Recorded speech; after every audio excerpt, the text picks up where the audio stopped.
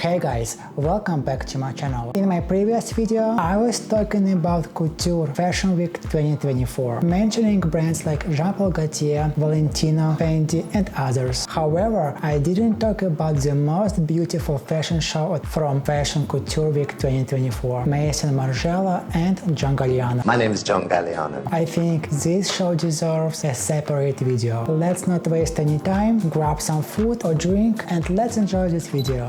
This fashion show was highly anticipated since Maison Margiela hadn't presented any couture shows since 2022. It was a true return to the essence of fashion. I highly recommend you guys watch this show if you haven't yet, especially after I share some facts that will give you deeper understanding about what's going on. Let's start with the concept. John Galliano always incorporates a concept into his show. One of the inspirations for this show was the work of French painter Henri de Toulouse-Lautrec. I'm definitely pronouncing his name wrong. His paintings often depict Paris in the early 20th century, focusing on the happening in the streets of Paris, including scenes of prostitutes, robberies, homeless people, and night parties. To immerse the audience more in the atmosphere, a specific location was picked, the Bridge of Alexander III, and the second part of the show took place in a bar under the bridge. The bar appeared abandoned, with the pool tables reflecting this theme. The show was held at 2 a.m. under a full moon, enhancing the mood. The show began with a performance by the singer Lucky Love, who is greatly admired by John Galliano. He had previously performed at another show with the song Masculinity. This time he performed I Don't Need Your Love, a beautiful song that I highly recommend you listen to. After the song, there was a short movie showing as a backdrop to the show, depicting the night activities of the streets of Paris and introducing various characters. Initially, we see a scene with male lovers, one of which is lacing a corset into the other, causing him some discomfort. Then the film transitions for a scene with robbers and a car filled with porcelain dolls in the backseat. These dolls we will see later on the runway show. One of the men stole a pearl necklace and gifted to one of the prostitutes. Towards the end of the movie, the man who committed the robbery ran away, taking off his mask and coat and eventually transitioning from the movie to the show under the bridge in real time. The name of the model is Linda, a muse of John Galliano. He is wearing a very tight corset and during his runway walk, he portrays a sense of starvation and possibly pain, suggesting a backstory to his character. It's impossible to notice the unique way he walks. The walk was a real feature of this show. Models moved not like typical runaway models, but more like actors performing their roles. Pat Bogoslavsky was responsible for the models' walking styles. He was also a creator of the viral walk by Leon Dame in big boots at a previous Maison Margiela show. I also appreciate how the models interacted with the audience. Leon Dame flirted with someone in the crowd, then laid down on the pool table, making the entire scene feel more like a live performance than a traditional runaway show. The second model also looks stunning, emerging from the smoky street in a beautiful tight corset with attached hips, creating a very beautiful shape. One of the references to Parisian women in the 1920s and Gibson girls. One of the most famous Gibson girls was Camille Clifford, and John Galliano was definitely inspired by her while working on this collection. Another reference was made to another John Galliano muse, the model Susan von Eichinger, who had the same crazy haircut. We could see many unique techniques in this collection. One of the techniques was seam lace, which means clothing without any stitches. Look at these dresses, guys, they are so beautiful and it's so complicated to make them without any stitches. Many comments were made about the intimate details of the outfits. It looked like the models were naked but they were wearing underwear with real hair on it, which I think pretty cool and unique. Many people also commented there was not enough Maison Margiela in the fashion show, but I disagree with that. Let's start with the locations. The invitation for the show looked like a Paris subway ticket, and one of the Maison Margiela's fashion shows was performed inside a subway. Another reference to Maison Margiela element is the visible white stitches. Maison Margiela loves to show how the clothes was made. Even the logo of the brand contains stitches. Let's talk about footwear. This male model caught attention with shoes featuring a red sole, and my first thought was, oh my god, Louboutin is going to sue them. However, it was later revealed all the shoes for this collection was created by Christian Louboutin, dispelling any concerns about infringement. The show also featured variety of tabby boots, pink tabby and tabby boots with heels, all signature styles of Maison Margiela. We even saw some Galliano heels with unusual design. The reference to the red sole actually comes not from Louboutin, but from the first Maison Margiela show, where Margiela introduced his famous tabby boots. These boots were painted with fresh red paint, so when the models walked, they left red tracks behind them. Then we saw two dresses adorned with half-carved circles, similar to a dress worn by Kim Kardashian on this show. I was actually very surprised to see Kardashian's family on this show. I didn't know they are fans of Maison Margiela. Next we see a very beautiful models. I believe the movement was the most beautiful I've ever seen. If you recall from the beginning, in the short film, the pearl necklace was stolen. Now it's hidden under one of the model's tights. Then came one of my favorite men's looks, especially the tabby shoes, leopard print tabby. I'm obsessed how they look. A couple of models appeared with hidden faces, another reference to Maison Margiela. The dress also featured a color gradient, adding depth and variety to the collection. Following that, there was a series of outfits paired with unique boots that looked like animal hoovers. I don't know how I feel about them. The final looks resembled porcelain dolls, which we remember from the short movie too. Now I want to comment on the makeup, which was one of the hot topics of the show. Some people speculated that it was made from wax, but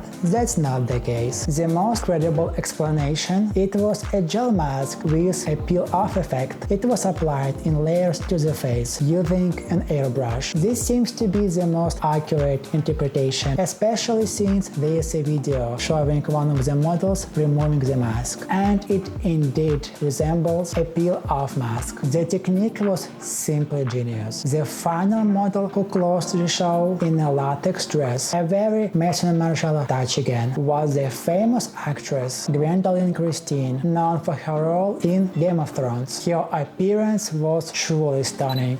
And there you have it, guys. Honestly, guys, I'm kinda speechless. It wasn't just a show, it was the whole performance that we haven't seen for a very long time. We can see that the audience loved the show. They were screaming bravo for 10 minutes. We can see it on the video.